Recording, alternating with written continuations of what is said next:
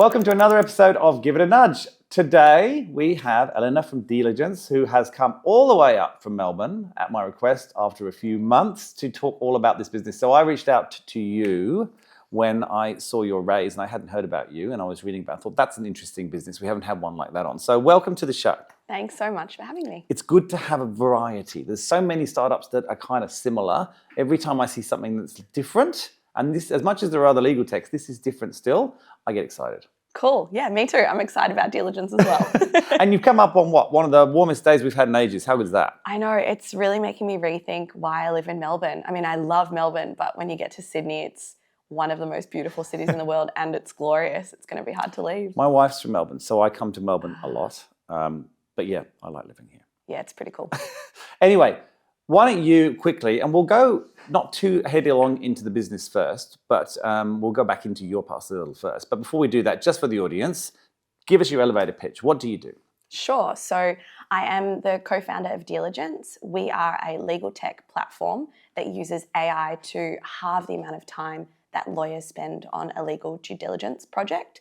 So essentially everybody that does due diligence or DD hates it or strongly dislikes it. And we speed up the time to do that work for folks. So if you buy and sell a business, you might hire lawyers to check it for risks. So kind of finding a needle in a haystack of documents. And we help the lawyers do that quicker with less risk. So halve it? Halve yeah. the time? I mean, this is the incredible power of artificial intelligence. We firstly speed up, general process and project management, but we're now taking on actually the legal work, which is a really interesting point in time right now because no one's really ever been able to do that before. Yeah. But now with AI being so prominent, we are really able to change the way this work is done. That's amazing. And the funny thing is, by the time this actually goes to market, there'll be so much change in AI. You might well be doing something else because it is moving so far. And I guess that for you just presents a world of possibilities, how far you can go with this, right? Totally. I mean, I think it's one of those things. There's a lot of hype around AI. There is. And I don't want to dampen that hype because I do think the potential is there. But I mean, for us, we are very, very careful about how we're implementing AI in our product. So we really want to deliver value for these corporate lawyers that do this task.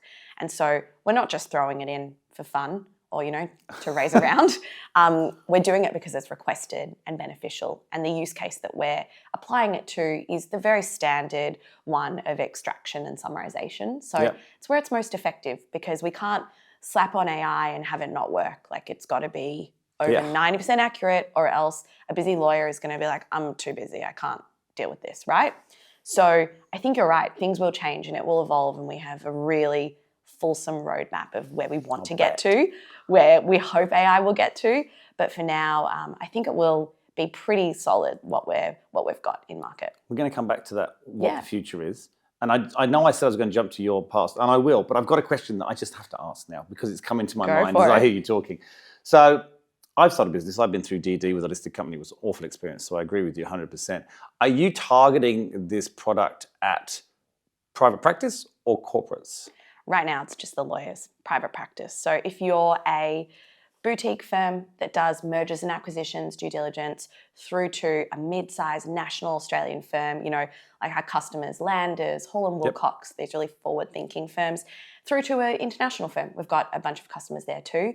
If you're doing that data room to client due diligence report, we're for you. But it's really a space for the lawyers. So both co-founders, ex-lawyers, we kind of feel that pain viscerally. And so that's where we wanted to take the first bite to really help those folks because we've lived that pain. Yeah, and I saw that. And I don't do much research on my guests because I like to discover the journey with them. But I always have a little look at the LinkedIn. And I'll tell you the first thing that caught me off guard, being British, is I saw that you work for the royal family. I did. Which is not something I've ever seen before in anyone that sat in that chair. And it was random, isn't it? Super early on, right? Were you still at school or uni or was it? No, so I always had like aspirations to live abroad. Right. And I was in law school and I had done kind of the standard clerkship process where you do, an internship at a law firm to try and get a graduate position. And I thought I really want to do something in London. And one of my superpowers is hustle, I would say. Yep. And I thought, well, it'd be cool to do something that's a bit legal adjacent, maybe in government, maybe in policy. And I managed to land a role in the royal household in Buckingham Palace. It's crazy. Working for the private secretary that works for the Queen. And so I was there in the lead up to the Diamond Jubilee. Oh, wow. It's incredible where the offices is beneath kind of the Queen's apartment, I mean, when she was alive. And so sometimes you would see corgis running past with their trainer. I'd meet, with the press office and go to events and meet the Archbishop of Canterbury. And I even went to an event that the Queen was at herself. And I wouldn't say I'm a royalist, but it was an incredible experience to see, I guess, the benefit of someone that pats folks on the back and says, I recognise your service to the community. I thought that was quite special. It's funny. I went to the Buckingham Palace once. My father got honoured in what he was doing at the time, and I was under 18, so I got to go. My sister didn't because she was over 18, and my brother did. But we went to a tea party there, and we walked through the gates, walked across the gravel, and then you went out to the back, and I didn't get to meet her. My dad did. But just being in that environment, it is. I mean, I'm not a royalist either, but it's a magical place. So it really what an incredible opportunity. How did you? I mean, there's having hustle, and then there's landing a job like that. How did you do that? I didn't even know those jobs were open. They're not. I found the right person, and I was really persistent, and I said, I'd love to do this over my university break. Yep. A month or so, I think it was like a month or 2 months, and found the right person and kind of pested or just got my way. So I don't like when people tell me no, so I often find a way through the back door. And it was an incredible position. It's such an interesting talking point, and I feel so lucky to have done it, and just had this real bird's eye view over the workings of a royal household and what it entails. Wow. There's a whole bunch of staff that work there. Oh my God, so many. Yeah. And well, there you go. There were the early seeds of becoming a founder later in life, because being a lawyer is not like being a founder. It's a very different, it's a very structured world. So you went into law, didn't you? Yes. Yeah. And you sort of went, I saw you worked for a few different firms, and then you went back to London, right? As a lawyer. Yeah. And so when did this sort of desire to leave that corporate world and perhaps go down something more entrepreneurial? I mean, it was obviously there at the beginning, but when did it sort of come back? I think that entrepreneurial spirit for me, I feel like I've always had it. I knew I wanted to go to law school from a very young age. I knew I wanted to spend a little bit of time in private practice, but very shortly after arriving in that law firm environment, I kind of thought, I don't really want to be a partner. This isn't satisfying my hunger and desire to build something or to have something of my own. Why is that? Because partners are kind of entrepreneurial, right? They are business owners. They do have to build something. I mean, I think out of all lawyers, private practice partners are the most entrepreneurial. Like, going in-house is probably the opposite way of going that. But so why do you think that didn't appeal? I mean, it's a lot of long hours. Mind you, being a tech founder is a lot of long hours too. But what do you think it was? I'm intrigued by that because I think it's two things. Number one is being a junior lawyer is nowhere close to being part of an entrepreneurial machine. No, it's not. It's so hierarchical. So you get delegated a task 3 levels down and you're doing one piece of a cog in the broader machinery. So there's no real entrepreneurial element to that part of the work. Is it institutional in those? Yeah, which is okay. Like, you're a junior and you need to learn. That's not a problem. And then I think the second part, which again is just part of my nature, was that ops, like asking why, like why are we doing it this way? And nothing drives me more insane than when someone says back to you, oh, that's how it's done. Yep. And I think those two things, like you would ask, like, oh, why do we manage the matters this way? Oh, that's, the way this partner does it. And you might think to yourself, but it would be so much better if we did it that way. And, that feedback wouldn't necessarily carry through. Fair enough, I'm not the partner. No, not at that level. You can't say that. Well, you can, but it doesn't go down well. But I would say that's been a through line in my career, I think I'm one of the most A-type people I know. If there's something to organise, I will organise it. Pantries, workloads, like you name it. I like the way you start with pantries, right? We know you're organised. If you start with pantries, we know you're organised. I also like food. Is everything turned around the right way? Are you that bad? It's pretty precise in there. But I think that's a common thread in my career because in all the various jobs I've had, like I don't think I was a bad lawyer, but I was fine, but really good at questioning process. So I worked as a judge's associate as well. And in that role, I helped my judge turn this workload of judgments in a really systematized way. And he said to me, like, wow, I've never been able to process this much work before, which I just took as the biggest compliment. So between the royal household, being a lawyer, trying to improve processes, working for my judge at the time, improving the processes at the Supreme Court.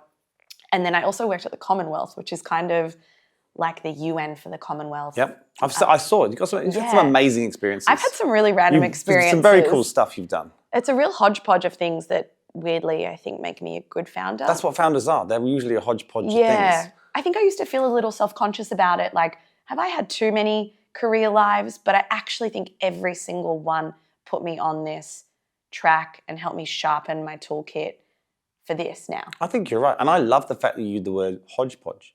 I don't think anyone's used that on this show either. That's a good word. It's a great word. I'm going to use that more. But I think you're right. I think that founders need to be able to cope and deal with anything. And the only way you can do that is through experience. And if you experience just one thing all the way through, that's quite a steep, uncomfortable learning curve for a lot of people. Certainly not impossible, but if you've kind of had a career a bit like that, it's just a natural progression. Yeah.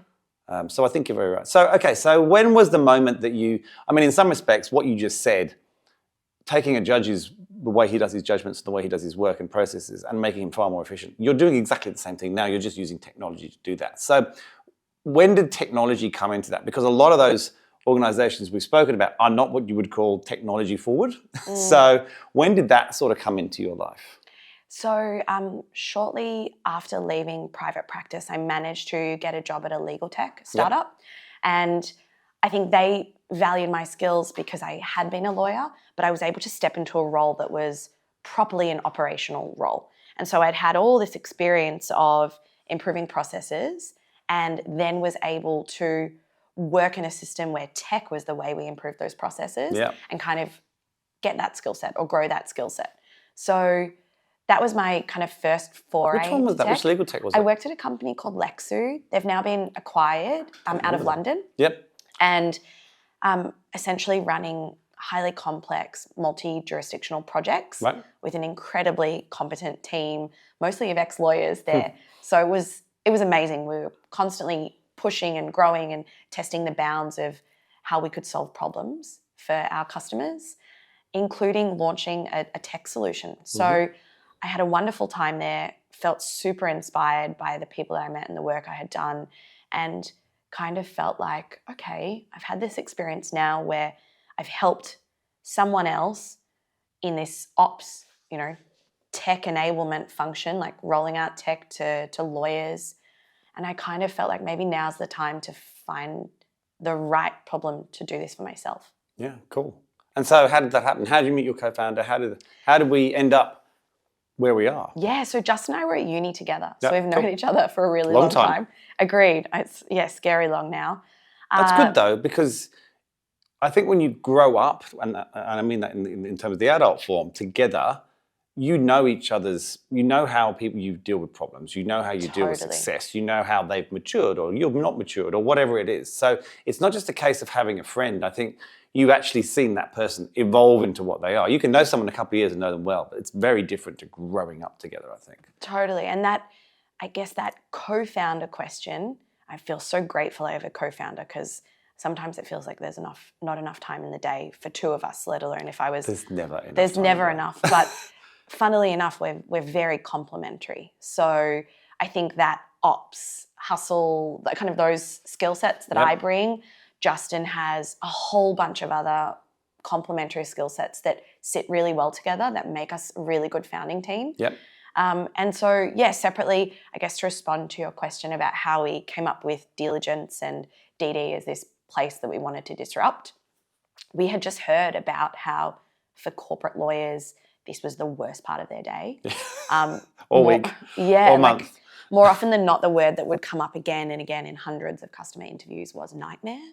Wow, so it's a powerful word. It's a strong word. Justin had also been an M&A lawyer, so I had felt this pain viscerally. I had done DD before too. So we, I guess like risk-averse, cautious lawyers / founders, we tested our assumptions. We interviewed lots of people. we really wanted to dive deep on, is this a problem? Let's be flexible about how we get to a solution.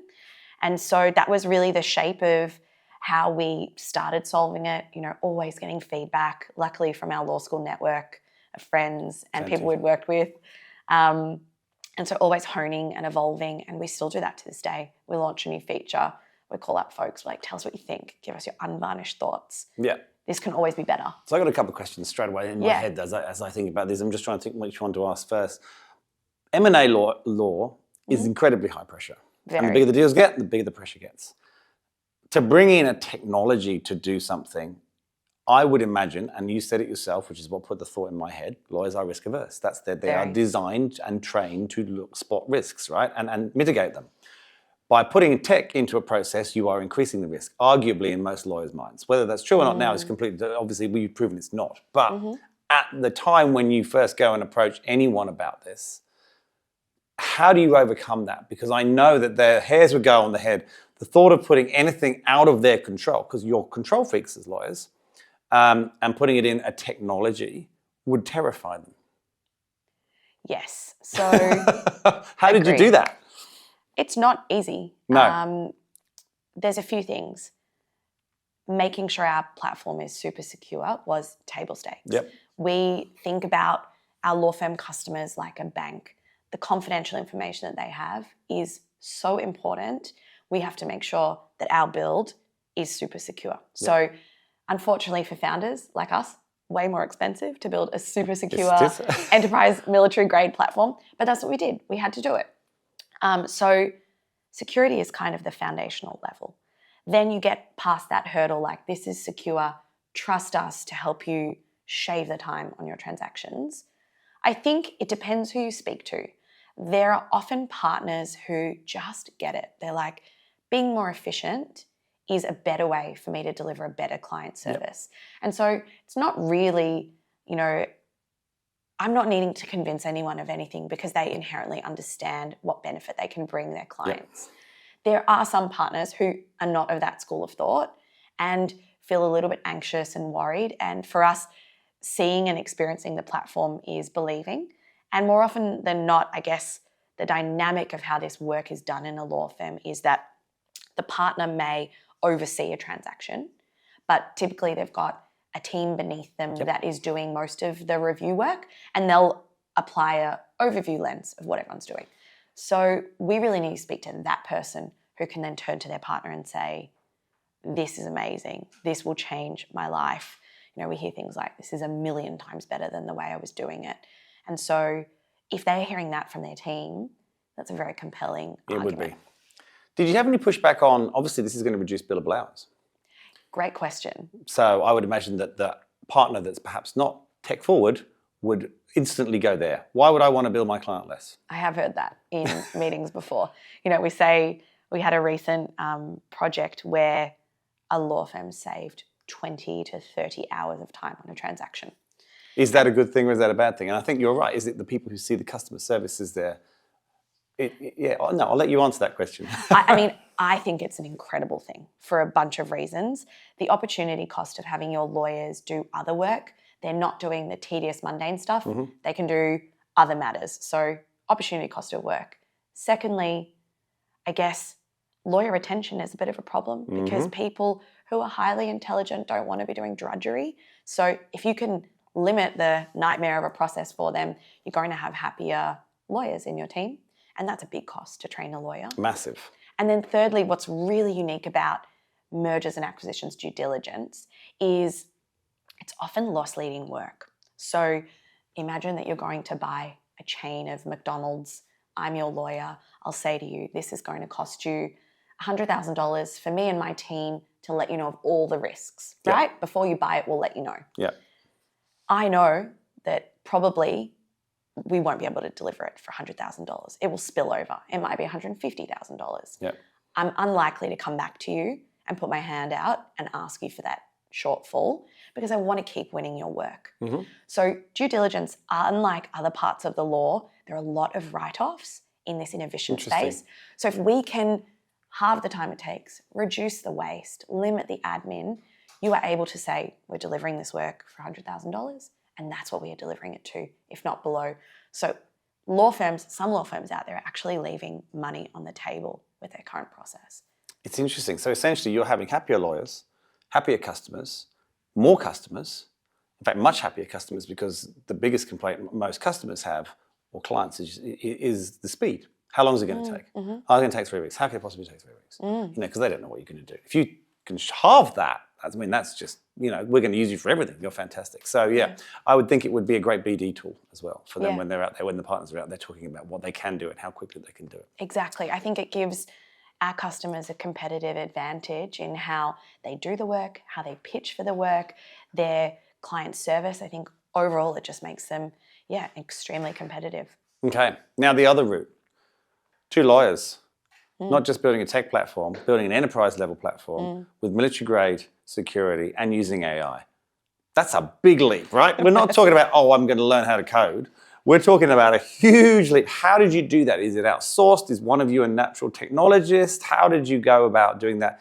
And not so much how did you do it, because I probably guessed that. How did you come up with the idea and how did you actually begin doing that? Because you often don't know where to start. It's really intimidating. That jump of knowing where to start is kind of the hardest bit, I would say. But we just took it one step at a time. We always have. We thought, okay, let's do these hundreds of interviews. Let's see what we hear. So you've got no technology skills, either of you, really, other than being able to use one? I mean, we've both worked in legal tech companies. Justin, my co-founder, worked pretty heavily in product and customer success. So I would say he's got an even stronger focus in our co-founder But he couldn't duo. code? No. But we have found incredible people that work with us. So I think understanding your customer and their needs, which we do, and we're very good at and very strong on, is critical. And then working with someone who's technically competent to execute on that vision that we are so attached to is what has worked for us. And we've been very fortunate along the way. We've worked with some incredible folks. So not only developer talent, but our CTO is phenomenal and really helps us guide the ship. Former founder himself, like those people that you surround yourself with is just so important. 100%. This is not so much for me, but this is for everyone who's watching, because I've had so many people sit there who got burnt first time and got burnt second time and then eventually found someone the third time. How did you not get burnt? Because so many people who have a successful business now lost 200 grand at the beginning because they were promised something by someone and they just didn't know how to find the right person because they just didn't know what they didn't know. So how did you manage to avoid that? Because that is you might not know it, but it's very much the exception. Oh, okay. So well done, by the way. Thanks. In the early days, the people that we worked with were referred to us by word of mouth. Okay. And I'm such a proponent of word of mouth because when it's a 1 or 2nd degree connection who's worked with that person before, who says to you, I've worked with this guy or girl, they're incredible. Let me tell you all about them. Here's their strengths, maybe 1 or 2 limitations I really think you should meet. That's how we met a bunch of the people that are still with us today. Cool.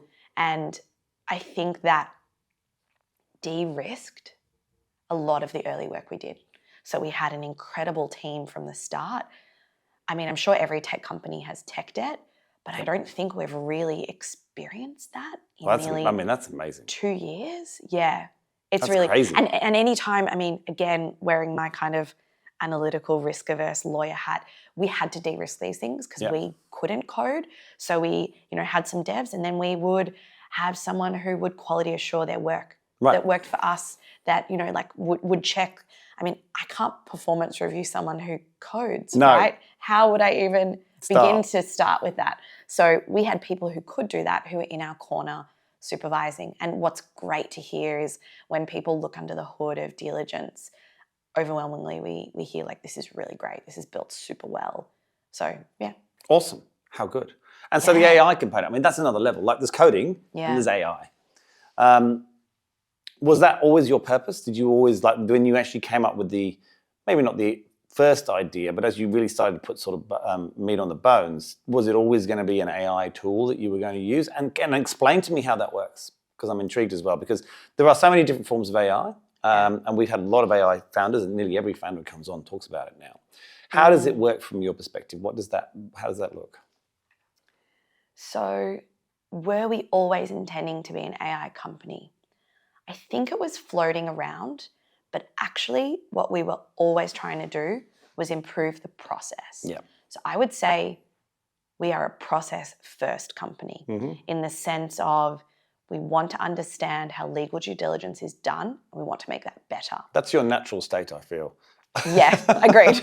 It's my happy place. Yeah. So I think if that is our central thesis, how does the data room of documents get through to a client DD report? How do we capture all of that process and how do we make it better? That's where we started. So our first version in market had no AI component. It was process improvement workflow. We used to joke like the monday.com for legal due diligence, right? Yep. A workflow tool.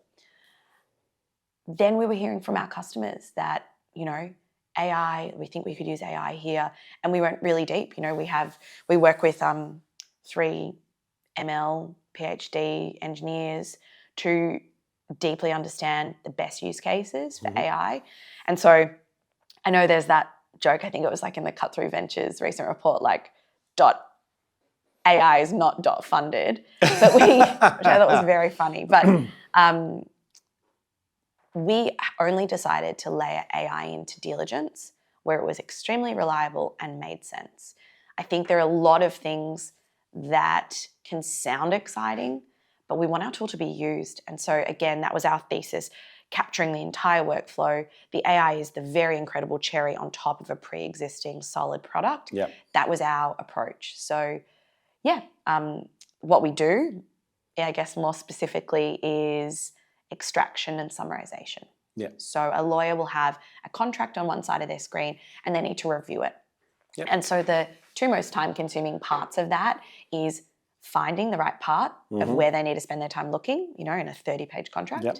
and then extracting that and then providing a helpful summary. So we do that. I think I mentioned we're at 90% accuracy of our outputs. That's amazing. Which, a lot of work to get us. Probably more than, I would imagine human error is probably higher than that, isn't it? Yeah, it's interesting. A partner asked me, well, what's the accuracy of a junior lawyer? I don't want to comment on that. Probably about 60. It probably depends on the junior lawyer. And a junior lawyer is trying to learn, right? So, yeah, I was a junior lawyer once and probably none of us are very good. No. You've got to, spend a little while and get your reps in before you're really adding value. But yes, much like when a junior lawyer does a first cut of work, you're not sending that to the client. God, no. You're having someone more senior check it. Yeah. So with our AI, we're at 90%, but of course you need a human in the loop to verify that answer. Cool. Let's talk about the future. Yeah. So we talked about the fact that there's endless possibilities with AI, as everyone talks about, and machine learning and so forth. In your eyes, and look, I think if I ask you this question in 6 months, your answer will be different because we'll all be thinking of things that we don't even think of now. And I think someone summarized this for me really well, whereas if you'd gone back 100 years to think that you could ever have a mobile phone that could do what it could do was unfathomable. The things now is that 100 years is probably down to 2 or 3 years, and the things that are going to be happening in 3 years are unfathomable for us now, which is quite terrifying in some respects, but exciting at the same time. But as of today, 30th of August, 2024, it is 30th, I think, where do you see that going in terms of the product? What's that product roadmap look like for you? What's next?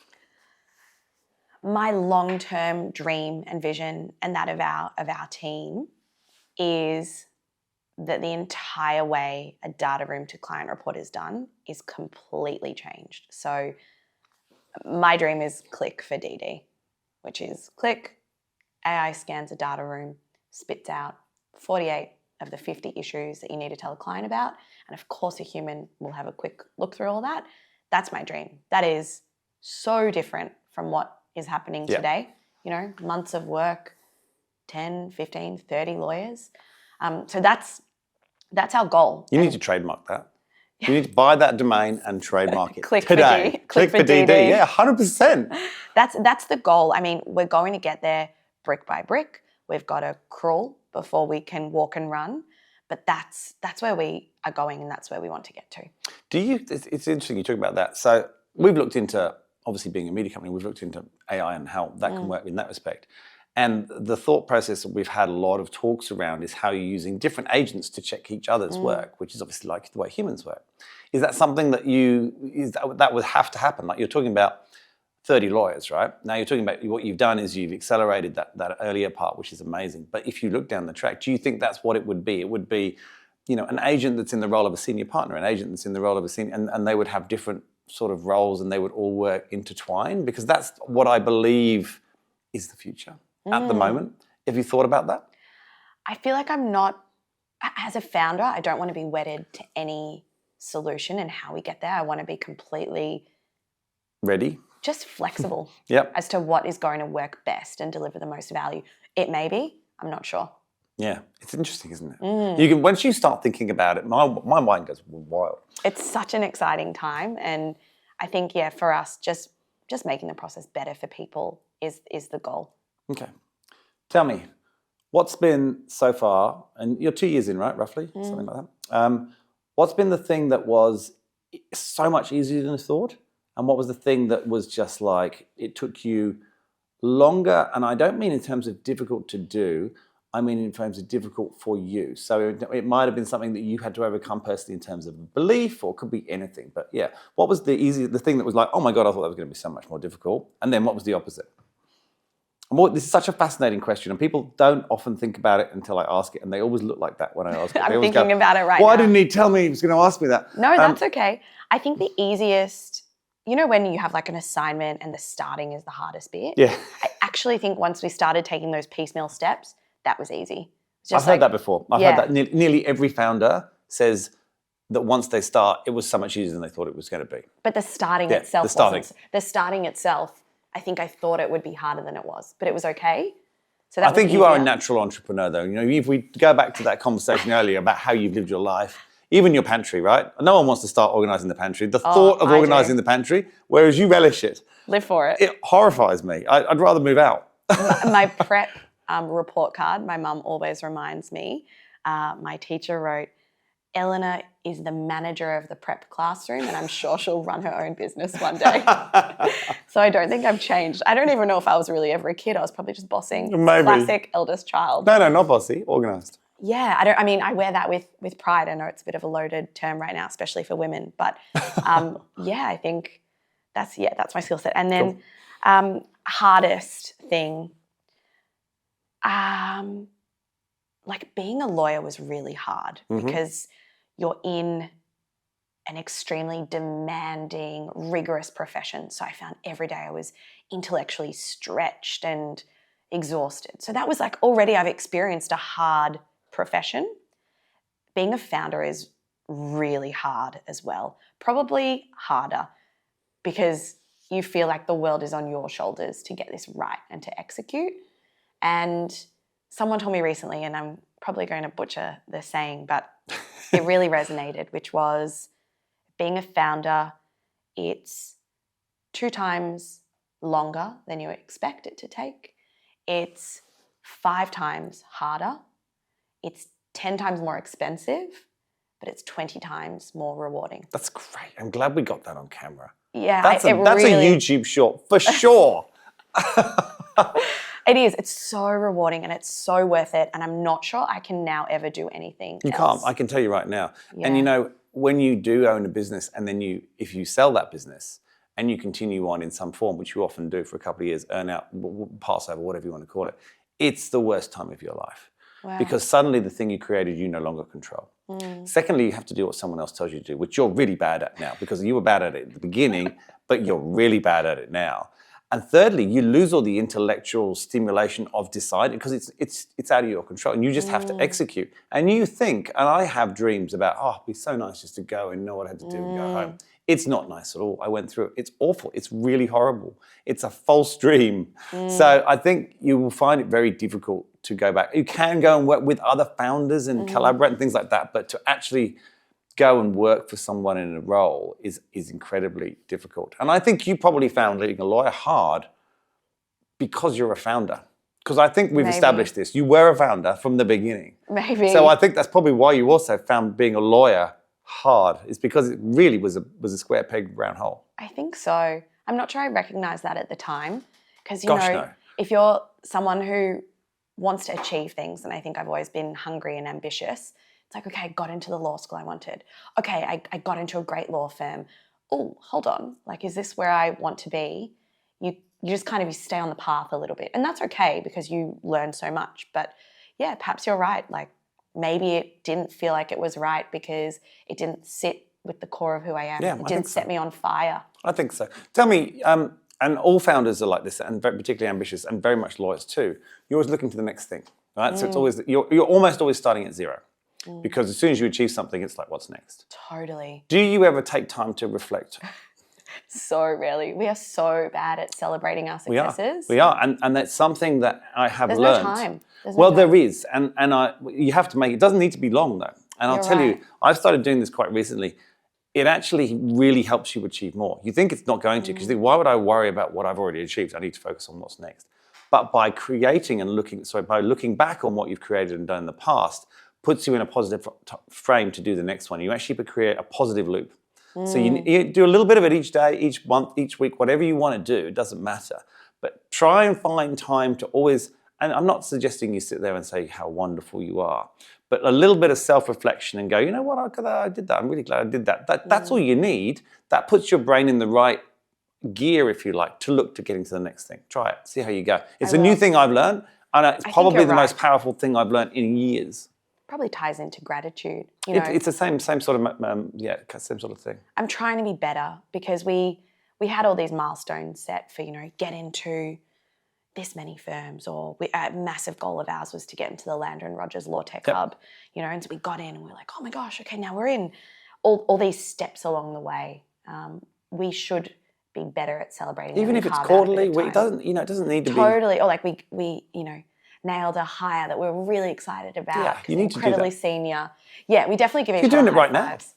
Yeah, maybe I'm doing it right now. But maybe we'll just come on the show once a month and we'll do it. We'll bring your co-founder on. We'll do it all together and we'll film it. And then you can watch it again later as well. I think it's only in these forums where people ask you and then you're like, oh yeah, I did do a lot last year. It's the same when I think, and you would have experienced this as a lawyer, and I experienced it when I was in my career in corporate recruitment, when someone starts asking you something and you start reeling off an answer and you go, oh my God, I actually didn't even realize I've learned all that in all the time. And you kind of have a moment. I think it's the same thing with being a founder. You forget what you've achieved, which is sad, and we shouldn't do. But what we shouldn't also sit there and be too happy about it. There's always something else to do. But I think there's definitely an element of it that needs to come in. Yeah, I think that's right. I was recently having a conversation with an entrepreneur who was about to go through a fundraise. She was looking to fundraise. And she kind of said, oh, do you have any tips? And I was like, well, let me tell you. And then I kind of, spoke at her and then realized like, oh yeah, we've been through this. I've experienced this. I have something to add to this conversation. So yeah, I think that's it's a cool feeling. It makes you want to do more, doesn't it? That's what I mean. It creates this positive feedback loop. Forever learning. Yeah. It's a good way to be. Amazing. Look, thank you so much for, flying all the way up here. I hope you were up for another reason, but if you weren't, thank you for coming up. And I know you're coming up again in a few more weeks, so we'll see you again, because that's great. But thank you for coming and telling us your story. I really enjoyed it. And it's fascinating to see, almost hear you describe how you just become what you always were at the beginning. You just went on a journey to get there. It's always interesting to see someone describe that. And the business sounds amazing. And I think hopefully there's lawyers out there watching this who can say, okay, now I really see the benefits of it. And yeah, I can only imagine what you're going to be able to do in a couple of years. Thanks so much for having me. Cheers. Thanks for watching, everyone. I hope you did enjoy today. What a cool story. Don't forget to subscribe. We'll see you next week.